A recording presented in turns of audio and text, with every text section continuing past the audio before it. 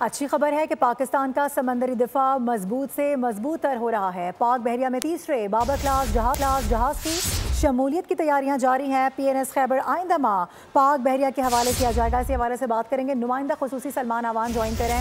सलमान, इसकी खुसूसियात भी बताइएगा और क्या डिटेल्स हैं इससे मुतालिक ये भी शेयर कीजिए।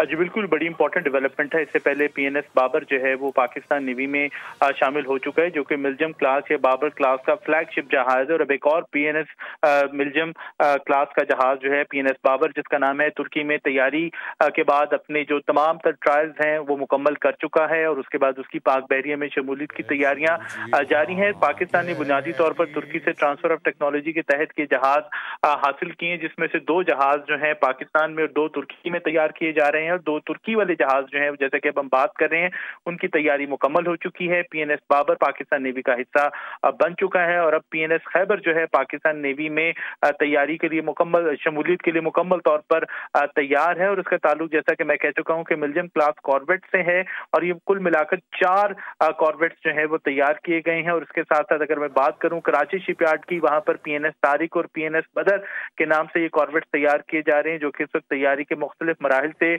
गुजर रहे हैं। और ये तमाम के तमाम कॉर्वेट्स या जहाज जो हैं वो कसीरुल मकासद हैं और ना सिर्फ समुंदर के सतह के ऊपर बल्कि ज़ेरे आब और फिजा में भी जंग लड़ने की सलाहियत रखते हैं। तकरीबन 2800 टन के जो डिस्प्लेसमेंट के जहाज हैं, ये फिजाई खतरात से निपटने के लिए इनके ऊपर वर्टिकल लॉन्च सिस्टम नस्ब किया गया है। इसके अलावा ये 108 मीटर तवील है और इनकी टॉप स्पीड जो है वो 30 नॉट्स बताई जाती है। PNS खैबर जो है वो एक मौसर लॉन्ग रेंज वेपन सिस्टम के साथ लॉन्ग रेंज सेंसर्स और 3D search radar, fire control radar और हल माउंटेड सोनार से लैस है। और उसका एक बड़ा स्पेसिफिक खुसूसी डिजाइन है और जो मटेरियल्स हैं उसकी बदौलत बाबर क्लास कॉर्वेट्स जो हैं वो ना सिर्फ केमिकल, बायोलॉजिकल, रेडिएशन बल्कि न्यूक्लियर अटैक्स को भी किसी हद तक सस्टेन कर सकते हैं। जी ठीक है, इस हवाले से आगाह करने के लिए सलमान आपका बेहद शुक्रिया।